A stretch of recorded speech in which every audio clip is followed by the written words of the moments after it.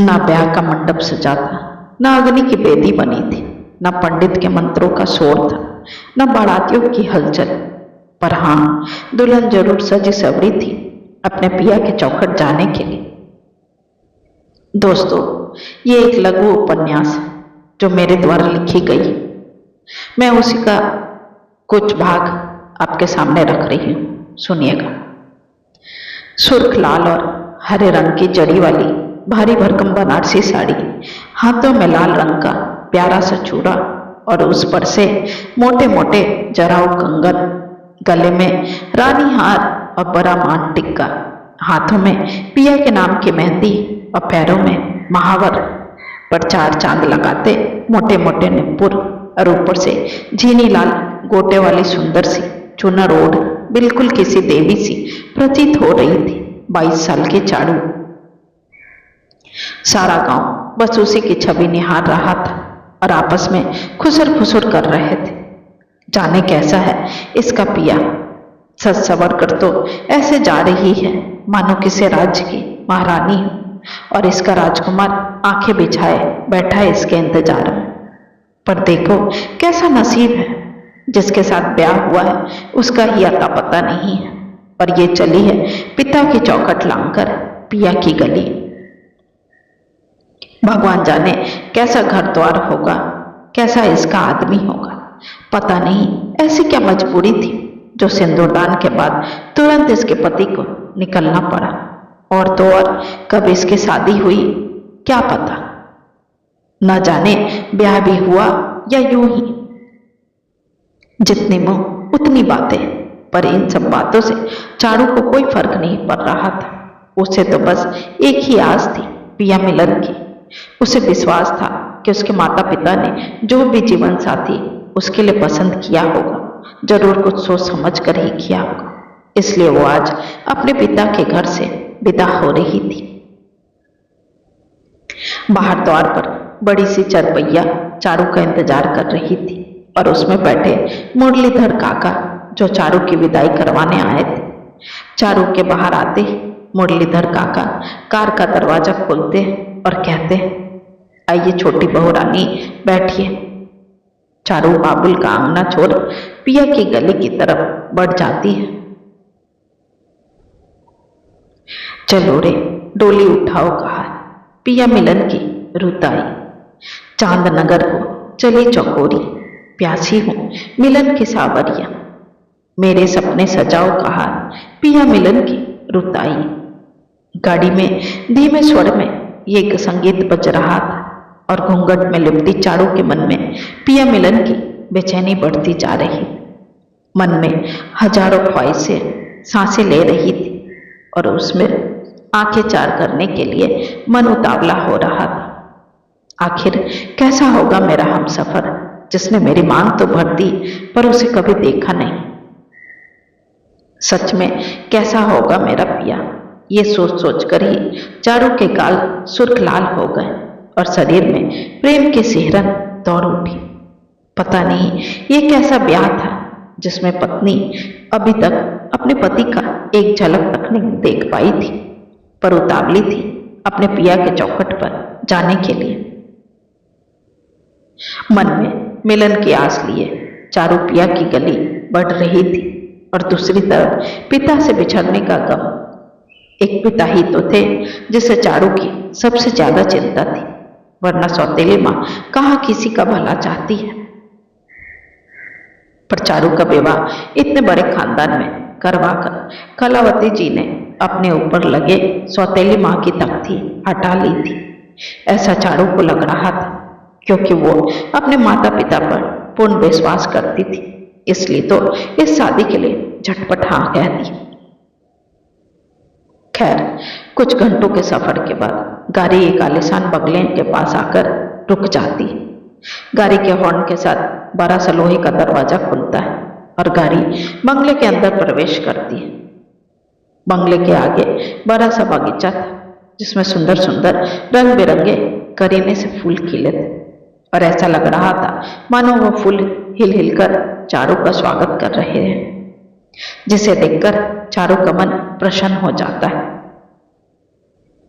इतना सुंदर और इतना बड़ा बंगला तो अक्सर टीवी या फिल्मों में देखा करती थी और आज वही दृश्य आंखों के सामने थे।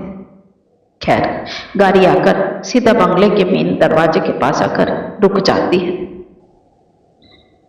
अभी तक चारू अपनी जीनी चुनर से बाहर झांक कर देख रही थी और अपनी किस्मत पर इतरा रही थी कि तभी उसे सामने एक 50-60 साल की औरत दिखाई पड़ती, जिसके चेहरे पर मध्यम सी मुस्कान थी और ऐसा लग रहा था मानो वह चारू का बेसब्री से इंतजार कर रही हो।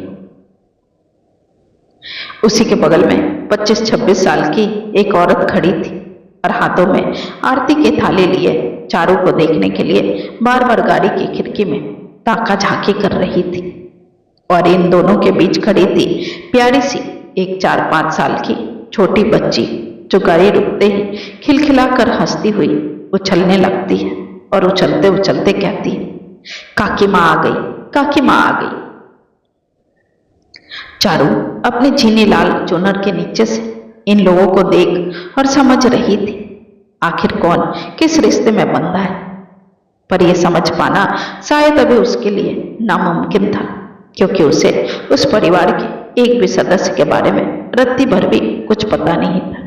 इसलिए बिना माथे पर बल डाले वे उनके बोलने का इंतजार कर रही थी। चारू के दिमाग में यह सब चल ही रहा था कि तभी चुलबुल सी रिमझिम जो अपनी मीठी आवाज में काकी माँ कहते हुए अपनी छोटी उंगलियों से चारू का हाथ थामकर उसे कार से नीचे उतरने का इशारा करती है। अरे रुक जा रिमझिम बेटा, पहले काकी माँ की आरती तो उतारने दे, फिर इन्हें अंदर ले जाना, काशी काकी उन सब में सबसे ज्यादा उम्र की महिला कहती है। ठीक है काकी, कहकर रिमझिम मुंह बनाकर खड़ी हो जाती है और काशी काकी गौरी के हाथ से आरती के थाल लेकर चारू हल्दी कुमकुम लगाती है, फिर आरती करके उसे गाड़ी से नीचे उतरने कहती है। चारू अपने हाथ में सिंदूरा पकड़े नीचे उतरती है, फिर अपने कदम पिया की चौखट की तरफ बढ़ाती है और चावल भरे कलश को अपने बाएं पैर से गिराकर घर के अंदर प्रवेश करती है। बंगला जितना सुंदर बाहर से था, उससे भी ज्यादा सुंदर वो अंदर से था, जिसे देखकर पल भर के लिए चारू की आंखें चुंधिया जाती है। सफेद मार्बल के फर्श, सफेद रंग के रेशमी पर्दे, बड़े बड़े झरोखे, बड़ा सा झूमर, करीने से सजे सजावट के महंगे महंगे सामान और इन सब से शानदार घर का मंदिर। इन सब के बावजूद कुछ तो कमी थी उस घर में जो चारू को तुरंत दिखाई गई। वो थी खुशियों की। खैर, चारू के अंदर आते ही उसे उसके कमरे में ले जाया जाता है जो ऊपर था। चारू अपने रुंझुन करते नुपुर के साथ आहिस्ता आहिस्ता अपने कमरे की तरफ बढ़ती। आगे आगे काशी काकी और पीछे पीछे गौरी और रिमझिम अपनी नई नवेली काकी माँ चारू का हाथ थामे कमरे में जाती है। आइए बहू रानी बैठिए, काशी काकी चारू को कहते हुए कमरे की खिड़की खोलती है और फिर कहती है, बहू रानी घूंघट हटा लीजिए, आपको गर्मी लग रही होगी, वैसे भी यहाँ अभी कोई नहीं है और घूंघट हटाएंगी तभी तो हमें पहचानेंगी ना। जी कहकर चारू अपने घूंघट हटाकर सिर तक कर लेती। फिर चारू कहती है, बुरा ना माने तो एक बात पूछूं? हाँ पूछिए बहू रानी, यह आपका ही घर है और पूरा अधिकार है आपको पूछने का। जी, मेरे लिए ये घर, यहाँ के लोग सब अजनबी हैं, इसलिए कृपया अपने अपने बारे में कुछ बताएं ताकि मैं जान सकूं कि मेरा रिश्ता आप सभी के साथ क्या है। जी जरूर बहू रानी, मैं हूं काशी, आपके पति की धाई माँ, और ये गौरी, और ये है गौरी की बेटी चुलबुल रिमझिम। काशी काकी के मुंह से सबके बारे में सुनकर थोड़ा अजीब लगा, क्योंकि उनमें से कोई उसके पति का सगा वाला नहीं था। इसलिए वे दबी जुबान में कहती है, अच्छा काकी, फिर इनके माता पिता, भाई बहन सब कहाँ हैं और ये कहाँ है? जी बहू रानी, आपको सब बताऊंगी, पर अभी नहीं, आप सफर से काफी थक गई होंगी, इसलिए पहले थोड़ा आराम कर लीजिए। ऐसा कहकर काशी काकी, गौरी और रिमझिम सभी कमरे से बाहर चले जाते हैं। पर चारू के मन में कई सवाल कौंधने लगते हैं और आंखें पिया जी को देखने के लिए बेसब्र हो जाती हैं। चारू को अब तक सब अजीब सा लग रहा था, क्योंकि वो जिसे देखना चाह रही थी वो तो कहीं दिख नहीं रहा था। अब तक तो सिर्फ वो अपने पिया की एक छोटी सी झलक ही देख पाई थी, वो भी घूंघट की ओट से। ये सब देखकर वो समझ नहीं पा रही थी कि वो इस शादी से खुश हो या उदास। जिससे रिश्ता जुड़ा था वो कहीं नहीं दिख रहा था और न ही कोई कुछ बता रहा था। यहां तक कि माँ पापा ने भी कुछ नहीं बताया इस रिश्ते के बारे में ठीक ठीक। ऐसी कौन सी बात है जो मुझसे छुपाया जा रहा है? इसी उद्दरपुर में अब चारू उलझी ही हुई थी कि तो तभी गौड़ी खाने की थाली लेकर कमरे में प्रवेश करती और आते ही चारू को कहती, ये क्या भाभी, आपने तो अब तक कपड़े भी नहीं बदले और मैं आपका खाना ले आई। चलिए जल्दी कीजिए, नहीं तो खाना ठंडा हो जाएगा। गौरी, आप रख दीजिए, मैं खा लूंगी, अनमने मन से चारू कहती है।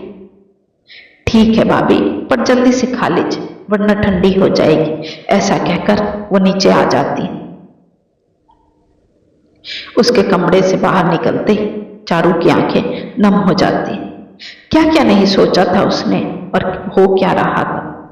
न पिया जी कहीं दिख रहे हैं और ना ही कोई रस्म रिवाज, न सास न ससुर, न कोई देवर, न कोई ननद, और गृह प्रवेश भी बिल्कुल सूना सूना सा हुआ था चारू का, वो भी बिना पिया जी के। खैर, थोड़ी देर यूं ही मन में सवाल जवाब में उलझी रही, फिर मन को समझाकर अपने अटैची से हल्की सी फोन की साड़ी निकाली और चेंज करके खाने बैठ गई।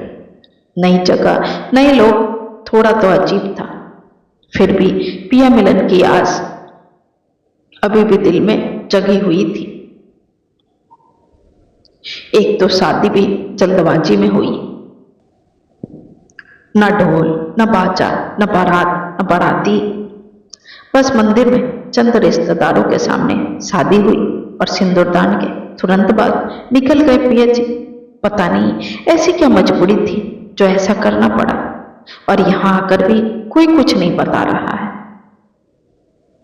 खैर, चारू खाना खत्म करके अपनी खिड़की पर बैठकर बाहर आसमान को निहार रही थी कि तभी दरवाजे पर कुछ हरकत हुई।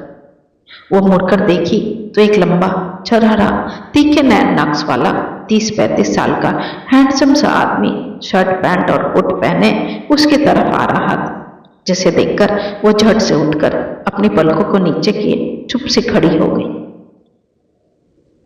उस व्यक्ति को देखकर चारू को समझते देर नहीं लगा कि वही उसका पिया है, और जिसको देखने के लिए वो बेचैन हो रही थी।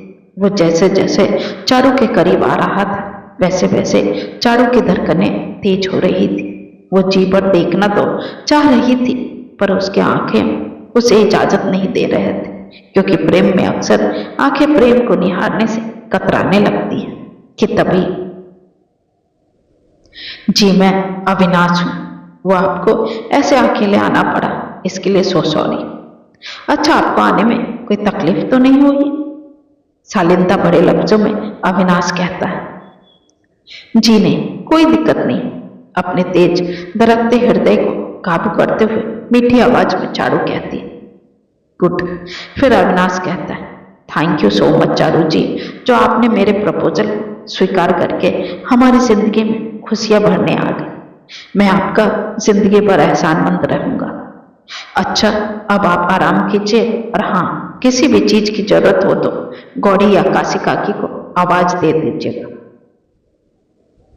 ऐसा कहकर अविनाश तो कमरे से निकल जाता है, पर चारू के पैरों के तले जमीन खिसक जाती। वो खरी खरी दम से जमीन पर बैठ जाती। अपने ख्वाब और ख्वाहिशों को ऐसे बिखरते देख वो रोने लगती है।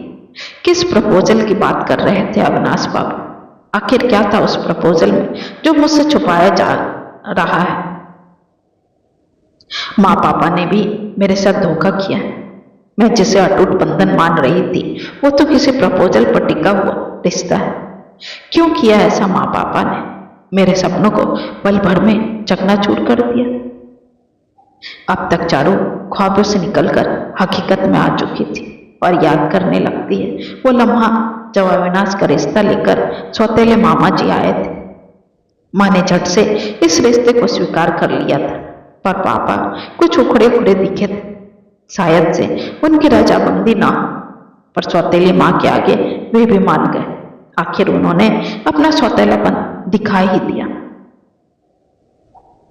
मैं भी कैसे उन पर आंख मूंदकर विश्वास कर लिया, जबकि मुझे हमेशा उनका सौतेलापन दिखता था। मैं कैसे भूल गई कि मैं उनकी जनी नहीं बल्कि दूसरे के कोख में से जन्म ली हूं। इतना बड़ा धोखा करते हुए उन्हें तकनीक भी नहीं सोचा, और मैं क्या क्या नहीं सोच लिया अपनी सौतेली माँ के लिए। यहाँ तक कि उनके लिए मेरे दिल में इज्जत और प्रेम उमड़ पड़ा था, पर मैं गलत थी। सौतेली माँ सौतेली ही होती है, ये तो प्रमाणित हो गया आज। मुझे तो उसी समय इस बात का मान हो जाना चाहिए जब इतने बड़े घराने का रिश्ता आया था। हाँ, कितनी बार मन में ख्याल भी आए थे कि माँ ने सुजाता का ब्याह इतने अच्छे घराने में ना कराकर मेरी क्यों करवा रही है, जबकि हर अच्छी चीज आज तक सुजाता को ही मिलती थी। फिर ये रिश्ता मेरे साथ क्यों? पर अब समझ आ रहा है मुझे वो प्रपोजल और वो पेपर शायद कोई एग्रीमेंट था जिस पर माँ ने धोखे से मुझसे हस्ताक्षर कराया था। पर मैं अब सच जानकर ही रहूंगी। ऐसा सोचकर चारू अपने बैग से फोन निकालती है और अपने पापा को कॉल करती है, पर घर का फोन आउट ऑफ कवरेज आ रहा था। 3-4 बार कोशिश करने के बाद भी फोन नहीं लगा। तब चारू निराश होकर अपने बेड के कोने में खुद को सिमटा कर अपने घुटनों पर टिकाकर रोने लगती है और अपनी मरी हुई माँ को याद करने लगती है। काश आज आप जिंदा होती माँ, तो आपकी लाडली को ऐसे दिन ना देखने पड़ते। अब तक सौतेली माँ की हर बात को सर माथे पर लगाया, जो दिया जैसा दिया सब अपना लिया, अपना नसीब समझकर। यहाँ तक कि स्कूल की पढ़ाई लिखाई छोड़वा कर घर बैठा दी अपने आराम के लिए। फिर भी मैंने हंसते हंसते उनके दिए हर जख्म को सीने से लगाया, पर आज मेरी जिंदगी के साथ इतना बड़ा छलावा करके उन्होंने बहुत बुरा किया। क्या गलती थी मेरी? यही ना कि मैं सौतेली बेटी थी, पर मैंने भी तो सौतेली होने का दर्द झेला है। रोते रोते चारू की नजर बेड के सामने लगे आईने में जाती और अपने माथे पर लगे सिंदूर देखकर आंखों से सहस्त्र आंसू बह जाते। ये सिंदूर, ये मंगलसूत्र, ये माथे की बिंदिया, ये चूड़ी, ये बिछिया सब झूठे। ये तो धोखा जिसे मैंने अपने जीवन के सच्चाई मानकर सपने संजो आई थी। ये सपने, ये ख्वाहिश सबसे छली गई हूं मैं, और छलने वाला भी मेरा अपना ही है। जिस पिया का ख्वाब सजा कर आई थी वो तो एक धोखा है, वो तो एक कागज के टुकड़े से जुड़ा एक झूठा ख्वाब है जिसे मैं सच मानकर ख्वाब सजाकर अपनी दुनिया बसा ली। आपको मेरी कहानी कैसी लगी जरूर बताएं, और पसंद आए तो लाइक, शेयर और कमेंट करें। अगर आपको मेरी कहानियां पसंद आ रही है तो मेरे चैनल को सब्सक्राइब जरूर करें, ताकि आपको नई नई कहानियां सुनने को मिले। साथ ही बेल आइकन जरूर दबाएं, जिससे आपको नई नई कहानियों की जानकारी मिल सके। अगर आप कोई सुझाव देना चाहते हैं तो बेझिझक लिख भेजिए, हम जरूर उस पर काम करेंगे। साथ ही आप कुछ और कहानियां सुनना चाहते हैं तो मुझे उस टॉपिक के बारे में जरूर बताएं, ताकि मैं वैसी ही कहानियां आपके सामने प्रस्तुत करूं। धन्यवाद।